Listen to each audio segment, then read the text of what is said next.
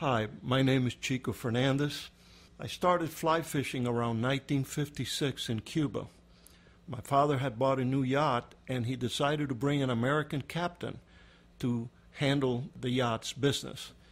The captain was a fly fisherman, and while I was already using spinning and revolving spool reels, I became enamored with the fly line in the air. So in 1956, as far as I know, I'm the only Cuban that was fly fishing. I taught several people to fly fish then. I was 15 years, almost 16 years old actually. And I fly fished there for snook and baby tarpon and a variety of species as best as I could, using bamboo fly rods and so on, until late 1958 and the beginning of 59 when communists brought me to this country. I came here in 1959 actually. From there, I met three other friends who were mostly my age and who were going to school just like I was, and who also were passionate fly fishermen. That was Flip Pallett, Norman Duncan, and the late John Emery, who studied philosophy and was a great, great fishing guide. At any rate, Flip became famous with his television shows and his writing, etc., and Norman invented the Duncan loop. And I went on into business while I was fly fishing, became budget director for Burger King, and eventually abandoned it to do what I do now and have been doing for the last 30-some-odd years, which is to teach fly fishing by doing films, videos, books, articles, etc., etc. The early fly fishing in Miami was very, very unique. The fishing was unbelievable. I still have some notes of myself going with Al Pfluger to Flamingo in the Everglades, when Flamingo had a dirt road, incidentally, and it was full of dust and all kinds of bumps in the road to get there, and catching 79 redfish on fly, that means on a fly rod, sight casting. Now, this isn't finding a big bowl of redfish and just pulling out 79 fish. This is sight casting all day. The fishing was tremendous simply because there wasn't any pressure to speak of. And I'm so glad that I lived that world. It was unbelievable. I got to see, because I started more than half a century ago, I got to see the evolution of fly rods also, which was very exciting. I started with bamboo, split bamboo, an Orvis Batten Kill, 9.5-footer, so on.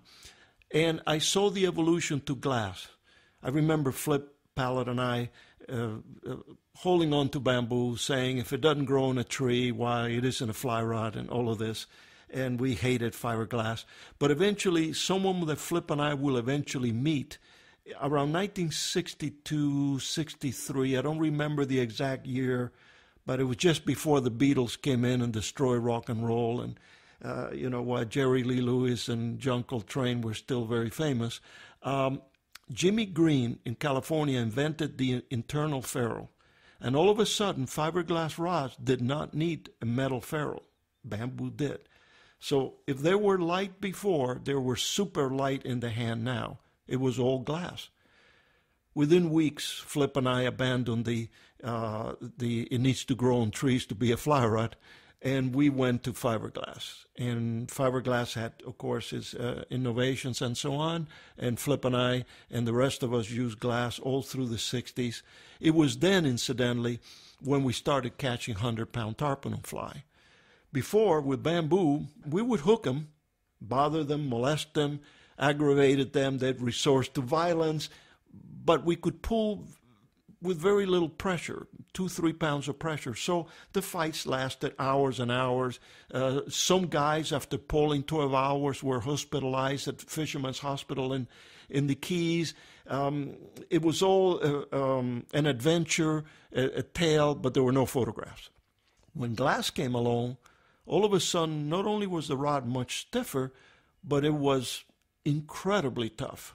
All of a sudden, we were putting 7, 8, 9, 10, 11 pounds of pressure on 12-pound tippet and even a little more than that.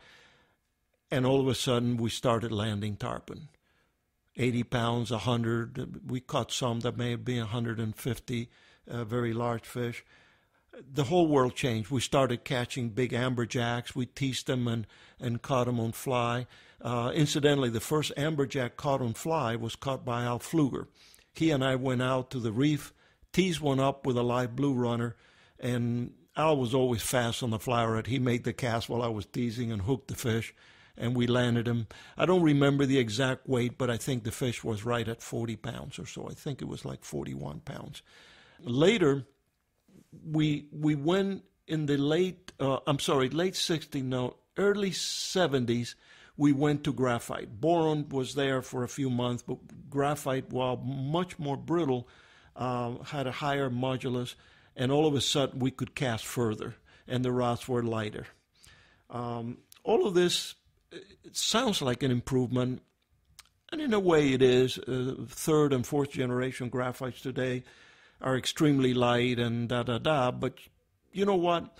When I was fly fishing for bonefish in 1957 in Isla Pines, I used to use bamboo rods.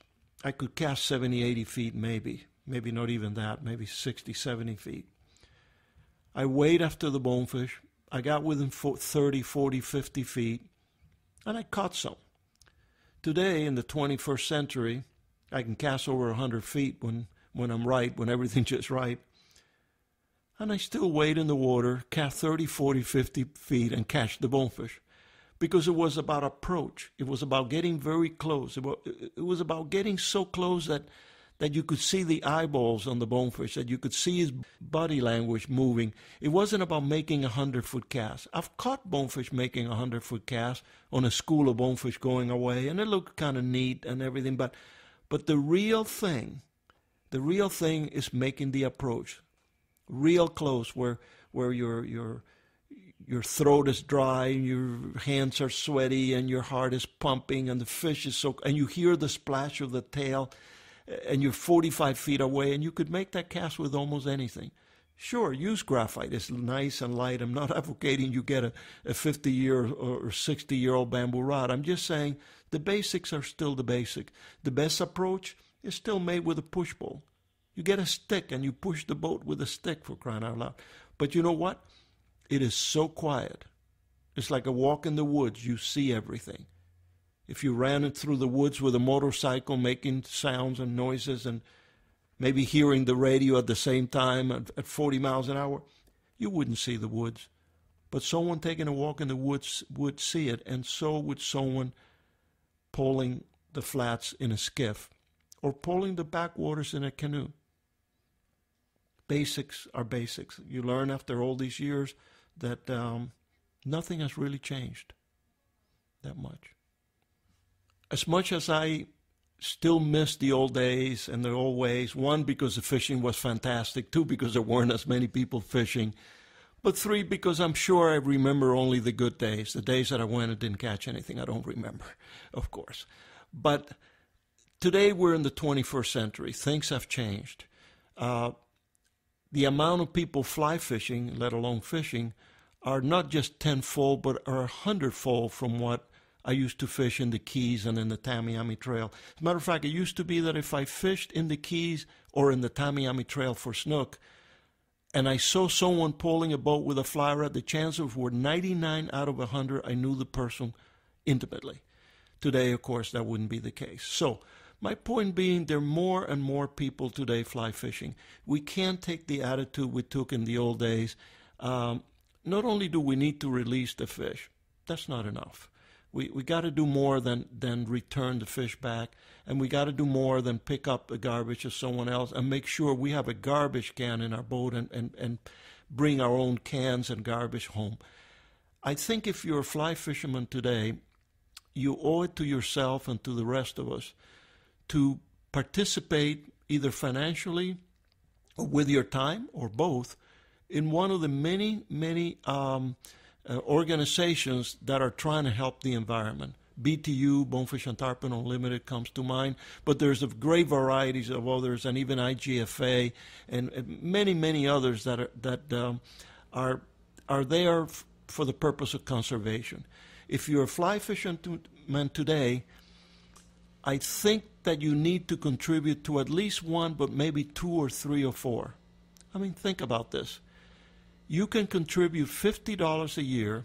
That's the price of less than the price of a good fly line, and about the price of a tip from a $500 a day guide, let alone room and board. So if you can afford fly fishing, you can afford this. Participate in two or three or four of them. They're tax deductible. Today, I see no reason why there should be a fly fisherman in the planet that doesn't contribute something financially and of your time, if possible, to an organization dedicated to conservation, preferably several of them.